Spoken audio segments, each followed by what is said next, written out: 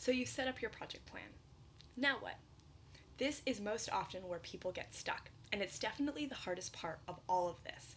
What exactly do you need to do in order for your project to succeed? Obviously, the specifics are going to depend on what you're planning. So if you're planning a lobbying trip, you probably don't need a task to laminate placards. And if you're planning a potluck, you probably don't need a task to check when the senator's office are open. So in this video, I'm just going to be focusing on some basic principles of how you would do this. And I'm going to use planning a protest as an example, but don't get hung up on that. We're just going to go over some general principles that should apply to any sort of project plan, no matter what you are planning. So let's go over to our sheet. The first step, what you do, is what I call a brain dump, and I always do this first. Go to the task column and write down everything you can think of that you have to do for planning this protest. Don't worry if it's right or wrong. Don't worry about the order. Don't worry about the date. Who's going to do it? Just get it on the sheet. So I'm just going to start thinking. I need to make an event page. I need to assign speakers. I need to get materials together. I need to determine if we're live streaming it. I need to remind everyone to come on time. I need to determine what the action plan is. I need to update the event page with meeting location. Need to talk to press about doing a press release, etc. And just keep thinking of all the different things that you need to do and just get it down on the sheet. This is a great thing to do together as a team, like a brainstorm, because you get more ideas in there. The second step, so that was step one. And if you were doing a more complicated project, you'd probably have more things on your task list here. The second step is to compare this brain dump or this brainstorm to a checklist or other resource. So for protests, we have a protest checklist, and I always will then go look at the checklist and see what I forgot. So what are you missing? So we would go through everything here and add it to the project plan as it comes up. So did we assign the marshal for the project, for the protest? Typically, if you're the person who's making the project plan, you already are the marshal. Determine the objective of the protest. Like, what's the goal? Oh, that's a good thing. I didn't remember to set that in, so I'm going to add that to my project plan. That's an important thing to put on there. Consider making a project plan. Well, great. We're already doing it. Create an event page. I already put that in my checklist. Scout the location. That's another thing that I forgot. So I'm going to go back over there and say scout the location. And you would just go through the checklist and keep adding everything in that you had forgotten, or adding more detail to things that you'd written down that maybe you didn't get all the detail of.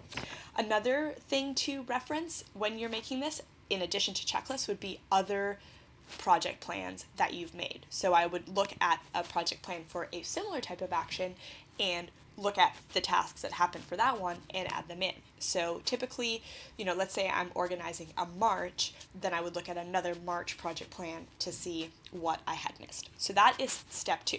Step one was brain dump. Step two was comparing your brain dump to a checklist or other resource. Step three is when you start ordering and assigning the tasks. So you are going to work backwards. Let's say our protest is on August 10th. So then we're going to work backwards from that date to where we are now. And don't worry about getting things perfect the first time. Just start thinking about when certain things will have to be. So if your protest is August 10th, then you probably want to remind everyone to come on time on August 8th, send a reminder. And then you probably, want to talk to press maybe a week before so they have some time to think about it. Okay, that seems like an August 3rd type thing. Getting the materials together, you want to maybe get those together a couple days before at least. So let's put that to August 5th. And then you can also start thinking about what sorts of things you can do now. So for example, It's July 25th right now, so maybe you can make an event page tomorrow because you already know where it's going to be and when. So July 26th, we'll do that. Scouting the location, maybe you know you have some time on the weekend, so let's do that on July 28th. And let's determine the objective of the protest. Let's just say we probably want to do that pretty soon, so we would do like July 26th. Determine what the action plan is, and then you can just fill in these sorts of things and just kind of go from there. Let's just do.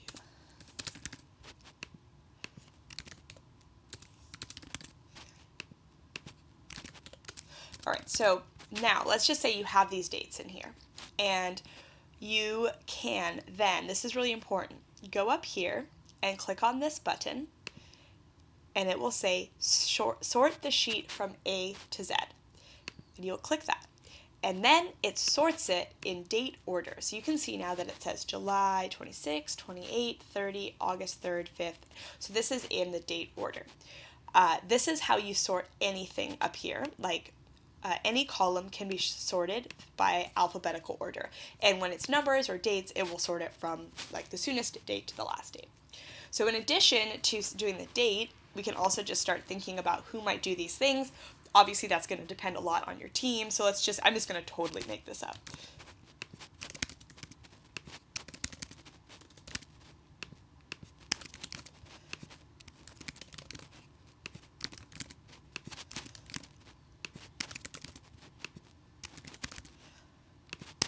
Okay, and none of these things have been done yet, so I'm going to write to do in all of them. So what then I am going to do is kind of look through this and see if the order makes sense. Because, like I said, you're not going to get it right the first time. So a lot of times things have to happen in a certain order. Like, for example, you probably want to make sure that you are knowing what the action plan is before you talk to press about doing a press release, because depending on what the action plan is, the press people might decide whether they want to do a press release for it or not, or whether they want to live stream it or not. So I'm just looking at this, and then I look at, like, does anything seem off? Yeah, like, assigning speakers probably shouldn't happen on August 9th because, first of all, that's way too late if the protest is on August 10th, and how can you remind everyone to come on time and your speakers if you haven't even assigned them yet? So it's like, that seems like something that probably has to happen a lot earlier. So I will then click on this, and it brings up the calendar and be like, okay, let's do that actually a week earlier. And then I will resort and realize, okay, this actually now makes more of a sense of the order. Like, once we know what the action plan is, we can decide the speakers, then we can ask communications for their input, get the materials together, and then update the event page. Then I could look, honestly, the event page probably can be updated as soon as we scout the location, because people want as much time to make their plans as possible. So I will then change that to the day after we scout the location, which would be the 29th. And so you just kind of keep iterating on it in the sense of keep making updates until you feel like, all right, this is a pretty good starting point. So again, if I was actually organizing a protest, I would go through here, this checklist. And if you ever want to go to it, you can go to dxe.io/protest checklist. And it will bring this up and you can use it, but it would be a lot longer and would be a lot more thorough. This is just an example. But to reiterate, the main things that you want to do when you're making your project plan in this stage is step number 1, brain dump. Just put everything you can on that sheet and don't worry about whether it's right or wrong. Step number 2, compare this to a checklist and or a past project plan to make sure that you are not forgetting anything that's really important. Step number 3, start assigning dates and people and just kind of go backwards and forwards and think about what needs to come before the other. And step number 4, sort it by date and start making all the adjustments that you need so that your project plan ends up in some sort of logical order and you are ready to go.